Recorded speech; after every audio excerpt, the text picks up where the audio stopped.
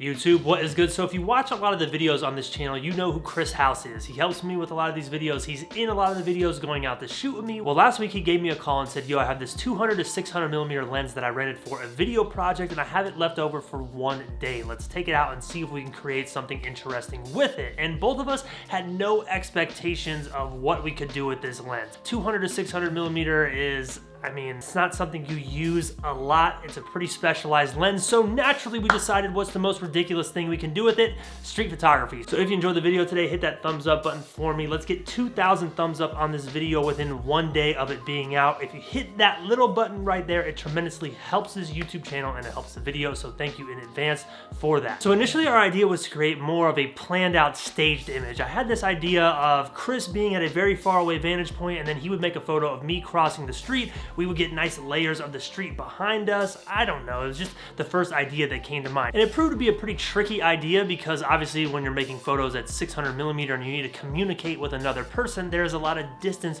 between y'all. So me and Chris were on the phone with each other like they were walkie-talkies. He's telling me, yo, wait a minute, I'm not ready to go. Cross the street, take a step forward, take a step backwards, move this way, that way. The result wasn't exactly what we had in mind. Yes, Chris captured me crossing the street. It does look pretty cool. We have some cool light here, but the background isn't as interesting as we thought. We thought we'd be able to get more of the city behind us. So from there we decided, all right, let's just abandon this idea of doing a staged photo. Let's just go into the street and see what we can come up with like any other time we go do street photography. It was obviously pretty ridiculous having this lens. It was very heavy. If you were holding it up for, I don't know, even like 2 minutes, it did get heavy on your arm. You're walking around with it. You're not discreet at all. So it's pretty much the opposite of all street photography. But the thing is, when you get to these higher focal lengths, you get a lot of compression in your photos. And when this compression is translated to street photography, it's actually a really cool looking effect. When you're shooting wider lenses like a 24, a 21, 18, you are gonna get barely any compression. Everything in your photo is gonna seem very spaced out and stretched. When you get to higher focal lengths, 85, 100, especially 200 and up to 600, you're gonna get more compression, meaning everything in your photo seems to be more condensed on top of one another. So what me and Chris tried to do is take advantage of this compression by capturing people crossing in and out of these downtown streets. And we picked a composition where we were at street level for a pretty good amount of distance and the street gradually sloped upward. What this allowed for was us to capture multiple levels of the image and have those layers that I talked about in the compression on top of each other. So basically what this allowed for was if we were shooting more like 200 or 400 millimeter, we could get multiple layers to our photo. So we could have people crossing in the bottom of the photo, in the middle of the photo, and then still have some city scene as more of a backdrop. This is interesting because obviously there's multiple layers of interest to the photo. Or if you were shooting at something like 600 millimeter, because the road slanted up slightly, it created a nice backdrop of cars silhouetting these people. We also had some really good light on this day that we did get lucky with.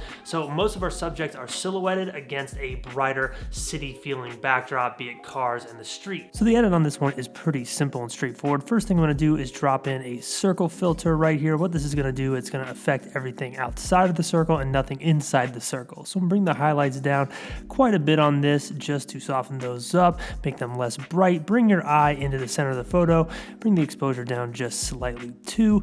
That looks solid, and I'm gonna bring a graduated filter up on the ground to do the exact same thing. Bring the highlights down so your eyes go more towards the center where our subjects are. Now in this photo, I did have to bring the exposure up a little bit in post. I am using a Sony camera, which is Chris's after all, and I'm not very good with it. So bring the exposure up to fix my mistake, brought the highlights down. We were dealing with some super harsh afternoon light reflecting off the pavement. We didn't have a polarizer, brought the shadows down here to darken up our silhouettes, really make them nice and dramatic. Same thing with the blacks. And personally, I like to bring the clarity down just a little bit. You don't have to. I'm gonna bring the vibrance and saturation up quite a bit, really get a nice punch. The next thing I did here was a split tone. So on the highlights, I'm gonna bring more of this yellowish, orange, kind of greenish color right here. I like the way that looks. This is just all based off personal preference and an eyeball test. Pretty conservative on the saturation there.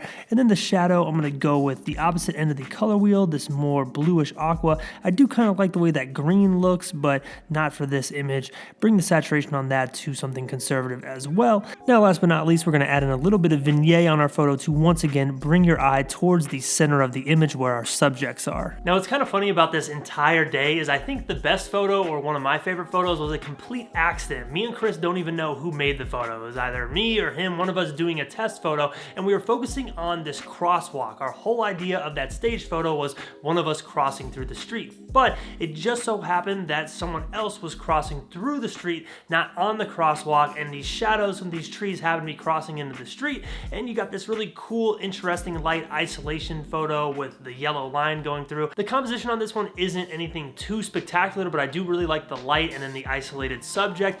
Also, this is a photo you probably could have made at 200mm or maybe even with an 85mm depending on where you were standing, so it's not unique to the 200-600, but it was made on the lens. I think if you take this photo and pair it with one of the photos we made in downtown with that extreme compression, you get a nice little set of images. You have two separate vantage points here. That's pretty harsh lighting. We have the shadows in one image, and then we have the silhouettes in the other image. I think all in all, they pair very nicely. And that was really it. That was the result of this 2 hours of street photography using this insane 200-600mm lens. Yes, this is not a lens you want to keep in your bag for street photography. I don't recommend it as a street photography lens, but if you ever need some inspiration, you need something new, you're feeling bored, you want to try something different, this could be a pretty good option. Go out there and rent a crazy lens like this and see what you can come up with, because the result, while limited, is pretty unique, especially in the street photography world. So like I said, if you enjoyed the video, hit that thumbs up, subscribe for more. You can check out the final photos from today, probably on my Instagram at @EvanRanft, but make sure you check out Chris as well. Go show him some love on his page. I think he might have posted a few GIFs or short videos or something that he made with this as well. Thank you guys so much for watching. You are the truth.